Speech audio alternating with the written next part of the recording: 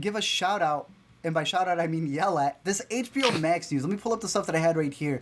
I was reading through all of the stuff that they have ready in terms of how they're going to roll this out, and the only good thing that I could give it is the fact that it's so funny to see the logo be Max, the one to watch for HBO. Then what did you change? If they kick all the grandfathered people out, I'm gonna be real ticked off, bro. Because these new prices suck. Dude. I'm gonna try to pull those up as well, but I don't know if you have other just immediate thoughts on this brand name change. If you think it's a good thing, because I have certain thoughts, but they may be onto something. I see what they're trying to do. I get it, but I just don't like the corporate reasoning seems to be that like it's so that people who don't necessarily associate with the HBO brand will also feel welcomed on the service, or like they look to stuff for the service.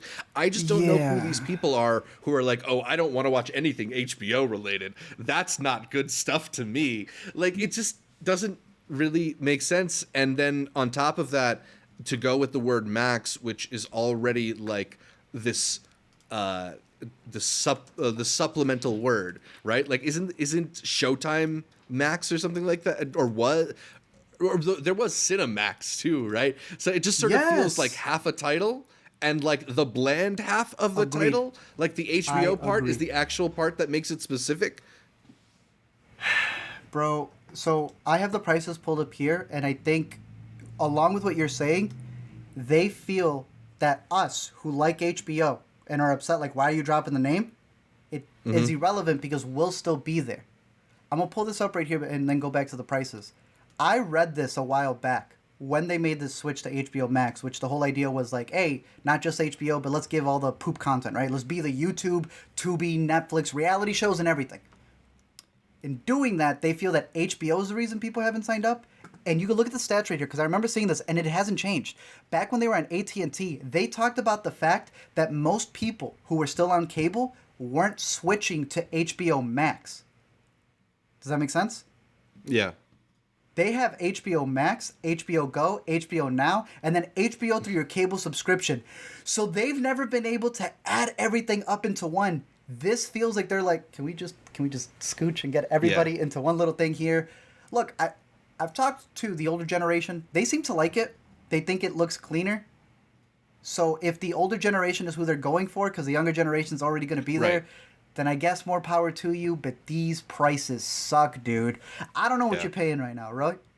I'm paying $9.99 because I was grandfathered in, because the first thing I did when I got my job at McDonald's was I got HBO.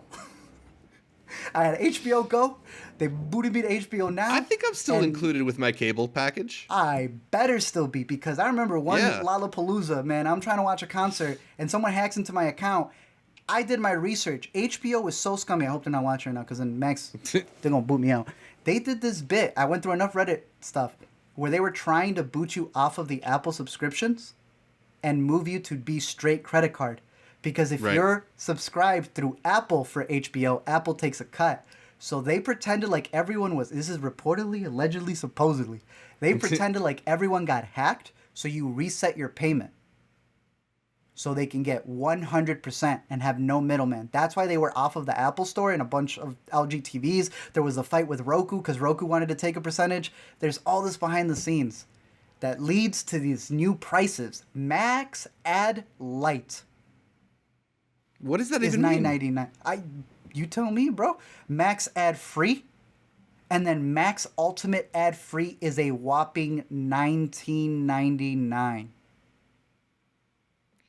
Yikes! Do they even release enough to justify these prices?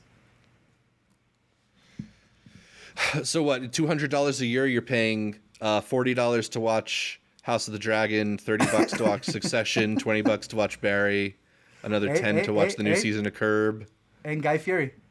Yeah, I like how they said, you gotta throw $5 to Guy Fieri. Yeah, that you get all the HBO stuff. If you remember, they pulled some stuff from HBO, so I guess this is them giving it back. They then are also kind of sprinkling some Discovery stuff in there, but not all the Discovery stuff, because they still want you to go be on Discovery. Yeah. I don't even know. To me, HBO made this show called Succession, and they do this really good job at writing the kids as not knowing what they're doing, and it makes them look foolish. HBO, you kind of look like the characters you're writing. You're not concise, and you keep making rash decisions, and it shows inconsistency. So in my opinion, it just looks bad, but I don't know. They'll probably change the name a dozen more times before this, but for right now, introducing Max. They still got the good stuff. Barry and Succession. We'll be talking about that.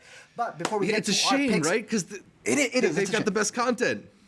So why can't they have a good basket to hold it all in? I don't know, man. But